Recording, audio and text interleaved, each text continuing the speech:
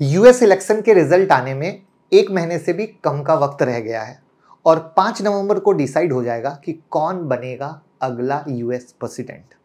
सबको पता है कि यूएस इलेक्शन का इम्पैक्ट हमारे मार्केट पर डायरेक्ट होता है, इनडायरेक्ट नहीं, डायरेक्ट होता है। और अगर नहीं पता है तो भैया ये वीडियो देख लीजिएगा। आज की वीडियो में हम यूएस इलेक्शन के इम्पैक्ट पर तो फोकस करेंगे, लेकिन इस बार एनालिसिस थोड़ा अलग होगा। कमला हैरिस और ट्रम्प साहब के बीच में कौन जीतेगा और किसके जीतने से किस सेक्टर को फायदा होगा। तो कोई भी आ सकते हैं, तो हमें ये देखना पड़ेगा। तो यहाँ पर पता है ये पूरा सिंक मिलने वाला है सेक्टर रोटेशन का। एक तरफ फेड इंटरेस्ट रेट कट, दूसरे तरफ कौन प्रेसिडेंट बनेगा और फिर उस तरीके से सेक्टर सिलेक्शन। आई बात समझ में? और फंड मैनेजर यहीं पर फोकस करेंगे। तो बहुत इंटरेस्टिंग और लर्निंग वाली वीडियो होने वाली है, तो ध्यान से। वैसे आपको क्या लगता है कौन सा सेक्टर चलेगा और कौन यूएस का प्रेसिडेंट बनेगा? कमेंट में बता दीजिए। पहली बार आए हैं तो चैनल को सब्सक्राइब कर लीजिए, बेल आइकॉन हिट कर लीजिए और ये ज्वाइन बटन है। अगर आप एक एक्स्ट्रा ऑर्डिनरी ट्रेडर बनना चाहते हैं, अगर आप सीरियस ट्रेडर हैं, तो 799 का प्लान है, ज्वाइन कर लीजिए। हर वीक एक वीडियो और साथ में डेली बेसिस पर मार्केट लर्निंग, मार्केट अपडेट्स, बहुत कुछ यूनिक आते हैं जो सोचने और ट्रेड करने का नजरिया बदल देते हैं। तो ट्रम्प साहब तो पहले भी प्रेसिडेंट बन चुके हैं और उस समय हमने क्या देखा था कि 2 सेक्टर बेनिफिट हुए थे, आईटी और फार्मा। इसका रीजन था वहां की चेंजिंग पॉलिसी और सरकार का उन सेक्टर पर फोकस। और इसलिए इस बार भी कुछ मेजर सेक्टर और स्टॉक पर फोकस होगा। अब इलेक्शन शुरू होता है तो आपने देखा होगा जो भी नेता होते हैं वो कहते हैं हमारी सरकार बनेगी तो हम ये करेंगे, हम वो करेंगे। ठीक वैसा ही ये दोनों कैंडिडेट ने भी यूएस के लोगों को खूब सारा प्रॉमिस किया है, जिसमें से कुछ मेजर सेक्टर दोनों के ही केसेस से निकल कर आ रहे हैं। तो एक एक करके रीजन के साथ समझते हैं कौन किस सेक्टर पर उंगली रख रहा है। और स्टॉक मार्केट की डेली अपडेट के लिए टेलीग्राम से जुड़ जाइए। ये ब्लू टिक है। अब आप कहेंगे क्यों जुड़े, तो ये देख लीजिए, मार्केट मॉर्निंग अपडेट। इस तरह के मॉर्निंग अपडेट अगर आपको चाहिए तो लिंक डिस्क्रिप्शन में है। तो पहले शुरू करते हैं ट्रम्प साहब से।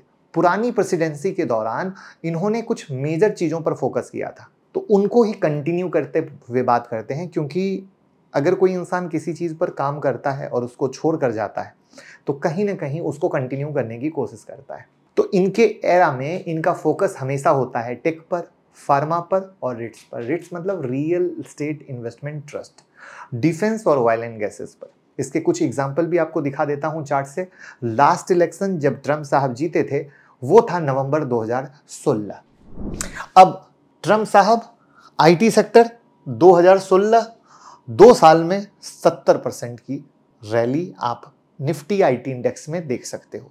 सोचो, ऐसे सोचते हैं और तब पैसा बनता है। ये फंड मैनेजर है ना, ऐसे ऐसे एक एक महीन डेटा को एनालिसिस करते हैं। उसके बाद निफ्टी एनर्जी 65% 2 साल में 2016। निफ्टी फार्मा 2 साल में 23% माइनस रिटर्न। आई बात समझ में? तो इनके में फार्मा नीचे चला गया, एनर्जी ऊपर गया और क्या ऊपर गया? आईटी ऊपर गया। ध्यान से समझिएगा। अब कमेंट में कई लोग कहेंगे सर इलेक्शन वहां का है लेकिन चार्ट यहां का क्यों दिखाया, यहां कैसे इंपैक्ट आएगा? उसका जवाब देता हूं। आईटी सेक्टर का जो 79% रेवेन्यू है वो आउट ऑफ इंडिया से आ रहा है, जिसमें 55% करीब यूएस से है। ठीक है, सेम कहानी अगर हम फार्मा की बात करें तो 73% पूरा बाहर की दुनिया है, जिसमें 31% यूएस से है। अगर डिफेंस की बात करें तो 20% डिफेंस सेक्टर जो है एक्सपोर्ट होता है, जिसमें अब इसका प्लान है 40 to 45% होने का। अब इस 20% में से 55% यानी इस 20% का आधा से थोड़ा ज्यादा यूएस जाता है, और अगर ये बढ़ गया तो और कितना बढ़ेगा। इसीलिए वहां की जियोपॉलिटिकल कंडीशन का इफेक्ट सीधा यहां आता है। इसलिए कहते हैं स्टॉक मार्केट में इन्वेस्ट करने के लिए मैक्रो और माइक्रो फैक्टर को देखना चाहिए। और इसलिए अगर ट्रम्प साहब जीते तो ये सेक्टर फोकस वाला होगा। क्लियर है? तो वीडियो को लाइक कीजिए। और अब आते हैं कमला हैरिस पर। अब चूंकि ये पहले कभी भी प्रेसिडेंट थी नहीं तो पुराने डेटा से बैक टेस्ट तो कर नहीं पाएंगे, फिर भी इन्होंने कुछ अनाउंसमेंट की है जहां से कुछ मेजर सेक्टर निकल के आते हैं। तो सेक्टर के साथ साथ उसके पीछे के कारण को भी समझेंगे कि क्यों उन सेक्टर पर कमला हैरिस जी का फोकस है। इनका पॉइंट ऑफ व्यू है जो ये वहां पर कह रही हैं ग्रीन एनर्जी के बारे में। ग्रीन एनर्जी आपको पता ही है, wind, solar, biofuel, nuclear, hydrogen. तो रीजन क्या हुआ? कमला हैरिस जीतने पर इन्फ्लेशन रिडक्शन एक्ट को एक्सपेंड करेंगे, जिससे wind, solar, clean energy sector में ज़्यादा इन्वेस्टमेंट होगा और इन कंपनी को फ़ायदा होगा। अब एक चीज़ नोट कीजिएगा, यहाँ भी ग्रीन एनर्जी, वहाँ भी एनर्जी सेक्टर था, कुछ इसका कॉम्बिनेशन हम लास्ट में मिलाएंगे और आपसे भी सवाल करेंगे, दिमाग में सोचना स्टार्ट कर दीजिएगा। दूसरा है यूटिलिटी, नेक्स्ट एरा एनर्जी। इनके आने से लो इंटरेस्ट रेट और रिन्यूएबल एनर्जी पर फोकस से उन यूटिलिटीज कंपनी को ज़्यादा फायदा होगा जो क्लीन एनर्जी प्रोजेक्ट में है, और यूटिलिटीज लो रेट पर अच्छा परफॉर्म करती हैं क्योंकि इनका फाइनेंस पे ज़्यादा डिपेंडेंट रहता है।